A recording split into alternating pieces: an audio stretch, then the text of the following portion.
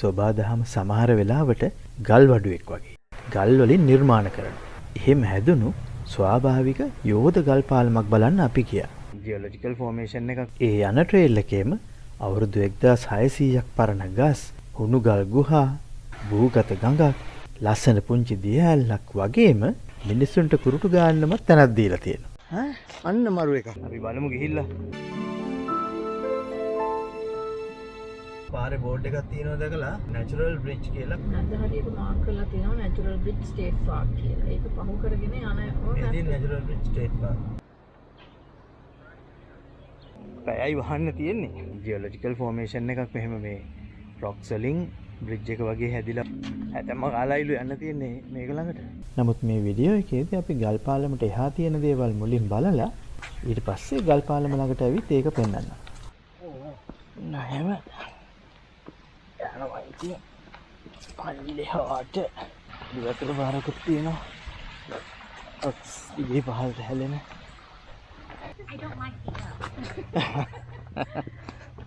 මම දැන් 70 ගණක් ගණන් කරන්නේ. පාක් රේන්ජ් කෙනෙක් අපිට කිව්වේ පඩි 30 ගණක් බහින්න තියෙනවා කියලා වගේ තමයි අපිට ඇහුනේ. බැලුවම පඩි 130 ගණක් බහින්න තියෙන්නේ. දැන් බලන්න ඕනේ එතනින් කොහෙටද කියලා. අහමෙ.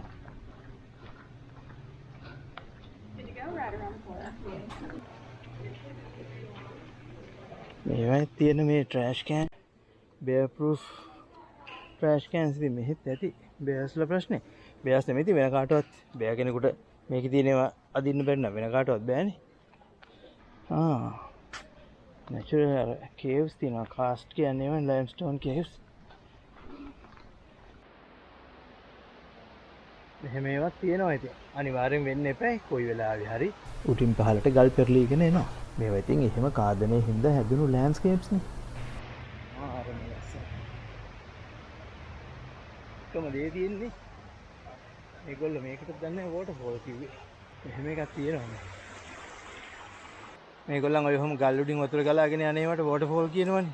නමුත් මෙහෙනම් ඉතින් කඳු කරේ හින්දා ඇත්ත වෝටර්ෆෝල්ස් තියෙනවනේ. මේවට නෙමෙයි වෙන්නේ නැති වෝටර්ෆෝල් කියන්නේ. දන්නේ නැහැ. බලමු ගිහිල්ලා. ට්‍රේල් එක නම් හොඳට හදලා තියෙනවා. දන්න කියන කෙනෙකුත් ඉස්සරහා වාඩි වෙලා ඉන්නවා පේනවා.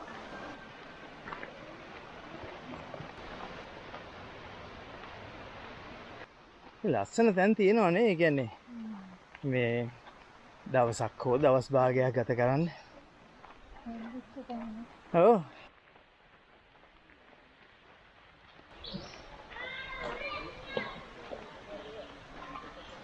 ලේ අස්සට මේ විදිහට හවස අවුව වැටුනහම උදේ අවුව වැටුනහම තෙම තමයි.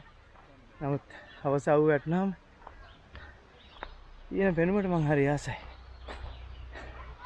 ඒක හරි ලස්සනයි.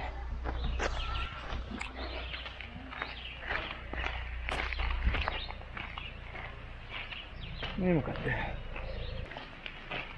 බලමු මොකද්ද කියලා.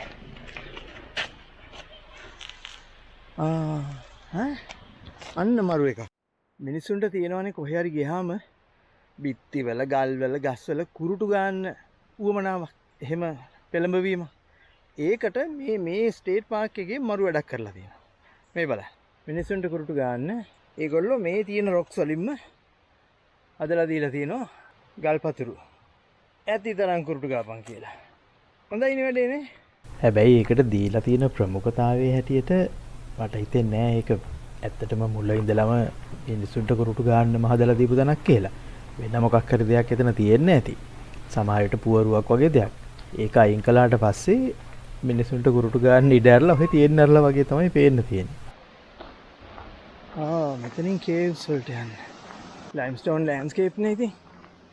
හැදෙනවා කේව්ස්.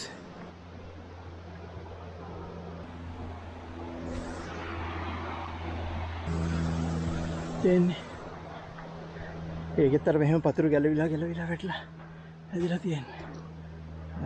මේ කුඩු මේක මේ සෝල්ට් පීටර් කේව් එක. වෙඩිලුණු ගුහාවක්. බැට්ස්ලා ඇති බැට්ස්ලා. නෑ හැබැයි වවුලෝ නම් ඉන්න බවක් පේන්නේ නෑ. හැබැයි 19 සේවසේදී වෙඩි බෙහෙත් හදන්න වෙඩිලුණු අරන් තියෙනවා මේකෙන්. ලස්සන ගුහාවක් හැබැයි. ටිකක් ලොකුයි. දැන් නැග්ගොත් දඩ. කටලඟ ඉඳන් බලනකොට හරියට අර ගුහාවාසී ආදිපාණවයාට කොහොම පේන්නේ නැද්ද ඉස්සරහා කියලා හිතෙනවා.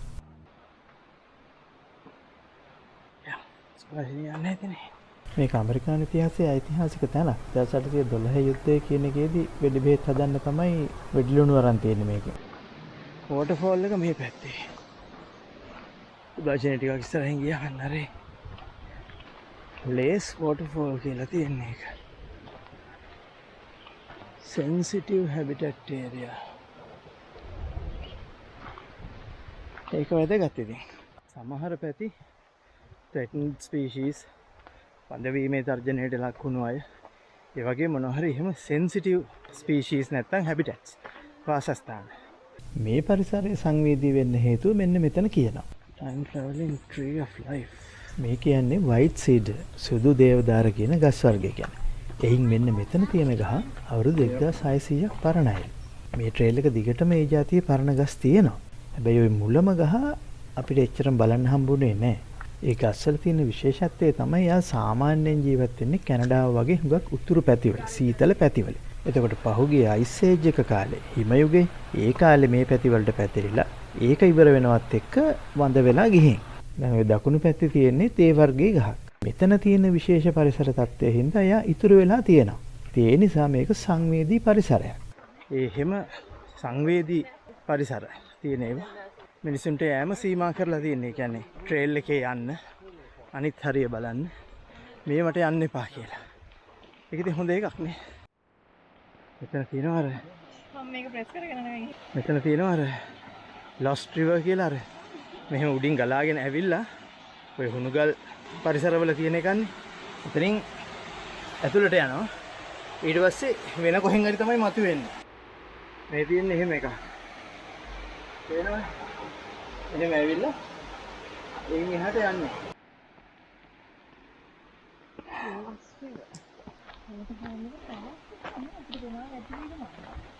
ඒක තමයි දැන් ඉක්මනට ආපහු යන්න වෙන එකක් තියෙන්නේ. ඇයි පාක් එක පැයකින් වහනවා කියලා නේ තියෙන්නේ. අපි ඊට කලින් එළියට යන්න ඕනේ. යහි කාලෙට ඉතින් මේ වයින්ුත් වතුර ගලාගෙන එනවා ඇති. දැන් dry. පේනවනේ rock layers මෙහෙම හැඩ ගහිලා තියෙන හැටි. මේ ඉතින් අර භූත හැටි වල චලනයන් වලදී බොහෝම ඈත අතීතයේ අවුරුදු මිලියන ගානකට කලින් සිද්ධ වුණු දේවල්. එමේ නේ රිවර් එක.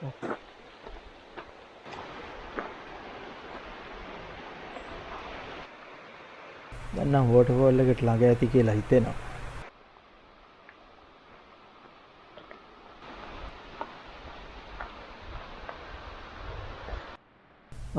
මෙන්න ඇවිල්ලා වෝටර්ෆෝල් එක ළඟට. සද්දයක්වත් නම් ඇහෙන්නේ නැහැ බලමු. මෙන්න මේකයි වෝටර්ෆෝල් එක. සුළු එකක්. හැබැයි අර ගල් පාලම නම් එහෙම සුළුපටු එකක් නෙමෙයි. දැන් යන් ඒක බලන්න. කැලේ අස්සෙන් පේනවා ඒක. මාරයි.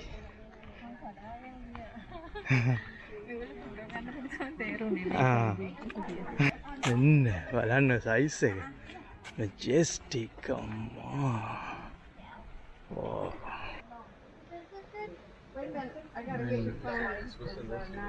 මේක තමයි බ්‍රිජ් එක කියන්නේ. නැචරල් බ්‍රිජ් එක. එන්න උසයි.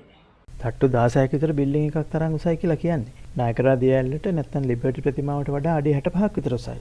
දැන් මිනිස්සු ඉන්නවනේ පල්ලෙහායි. හිතාගන්න පුළුවන් සයිස් එක. මේ මෙහෙම වතුර පාරක් තියෙනවනේ.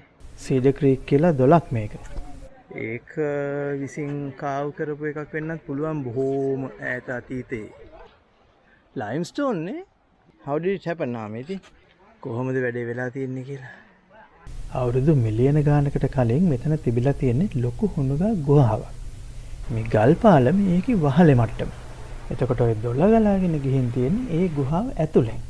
දොලේ වතුරෙන් හුණුගල කාදනය වෙවි ගිහින් එක අවස්ථාවකදී ඔය ගුහාවේ වහලේ කඩන් වැටලා තියෙනවා. එතකොට ඉතුරු වෙලා තියෙන්නේ ගුහාවේ පටුම තැන. ඒක තමයි දැන් මේ ගල් පාලම විදිහට තියෙන්නේ. ඒ තිබුණු ගුහාවේ පැතිබිත්ති තමයි මේ දෙපැත්තේ තියෙන්නේ. බ්‍රිජ් එක පටන් ගන්න තැන යටින් ඉන්නේ මේ. දැන් ලොකුයි. මං පියවර කීයක් තිබ්බද තාම එකෙන් එළියට ගිහිල්ලා නෑ මං. තියෙනවා නියම දෙයක්. වීවිං වලට බෙන්චස් ගහලා මිනිසුන්ට හොඳට වාඩි වෙලා මේක නරඹන්න පුළුවන්. ඒක නියමයි. ඒක නියමයි. කට්ටිය වෙඩින්ග්ස් එහෙමත් ගන්නවලු මෙතන. ඉතින් අපිට තිබුණු පැයක විතර වෙලාවෙන් මම හිතන්නේ අපි සෑහෙන දේවල් බැලුවා. ඒ වගේම අර පරිසර සංචාරයේදී සුන්දරත්වයට අමතරව විඳින්න පුළුවන් දේවල් ටිකකුත් අපි ඔයාලට පෙන්වුවා. ඒ ගැන ඔයාගේ අදහස් අපිට කමෙන්ට්ස් වලින් කියන්න. ලයික් එකක් දාන්න. යාළුවන්ට බලන්න ෂෙයා කරන්න. ඒ වගේම ඔයා තාම අපිව සබ්ස්ක්‍රයිබ් කරලා නැත්නම් සබ්ස්ක්‍රයිබ් කරන්න. එහෙමනම් බොහොම ස්තුතියි බැලුවට. ආයෙ දවසක හම්බෙමු.